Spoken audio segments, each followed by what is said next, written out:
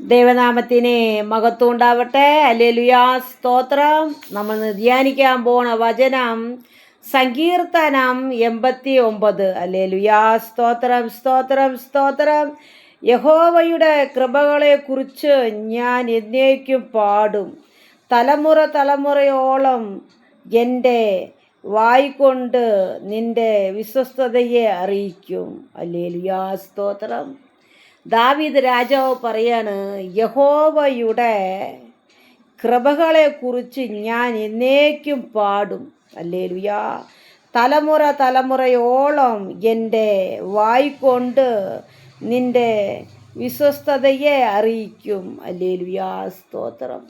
നമ്മൾ കർത്താവിൻ്റെ സുവിശേഷം നമ്മൾ പറയണം. ഹല്ലേലൂയ, ഒരിക്കലും സുവിശേഷം പറയാൻ മടിക്കരുത്. കർത്താവിൻ്റെ കൃപകളെക്കുറിച്ച് നമ്മൾ എപ്പോഴും പറഞ്ഞുകൊണ്ടേയിരിക്കണം. ദൈവമക്കളെ, സ്തോത്രം, സ്തോത്രം.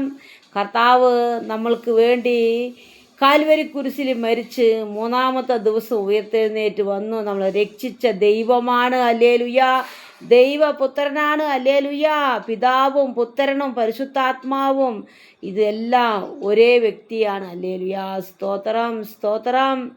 നമ്മുടെ ദൈവം കൃപയുള്ള ദൈവമാണ്. ദൈവമക്കളെ, ദൈവം നമ്മൾ ഒരു നാൾ കൈവിടില്ല, ഉപേക്ഷിക്കില്ല, തള്ളിക്കളയില്ല. ഹല്ലേലൂയ, യഹോവയുടെ കൃപകളെക്കുറിച്ച് ഞാൻ എന്നേക്കും പാടും, തലമുറ തലമുറയോളം എൻ്റെ വായ്കൊണ്ട് നിൻ്റെ വിശ്വസ്തതയെ അറിയിക്കും. ഹല്ലേലൂയ, കർത്താവിൻ്റെ വിശ്വസ്തത നമ്മൾ എപ്പോഴും അറിയിച്ചും കൊണ്ടേയിരിക്കണം. ഇന്നത്തെ കാലത്ത് സുവിശേഷം പറയാൻ ജനങ്ങൾക്ക് മടി. ഹല്ലേലൂയ, ആരെങ്കിലും തല്ലിയാലോ കൊന്നാലോ അടിച്ചാലോ ഭീഷണിപ്പെടുത്തിയാലോ പേടിപ്പെടുത്തിയാലോ അവരുടെ മടി. സുവിശേഷം പറയാൻ മടി. അവർ വരും, സഭയിൽ വരും, രണ്ട് പാട്ട് പാടും, ഒരു വചനം പഠിക്കും, അങ്ങനെ പോവും. സഭകളിൽ വചനം നന്നായി പഠിപ്പിക്കണം. ഹല്ലേലൂയ, സ്തോത്രം. അപ്പോളേ ജനങ്ങൾക്ക് ഉണർവുണ്ടാവുള്ളൂ. വെറുതെ ഇരുത്തി പാട്ടുപാടിയും ഒരാൾ പാട്ട് പാടിക്കൊണ്ടേയിരിക്കും.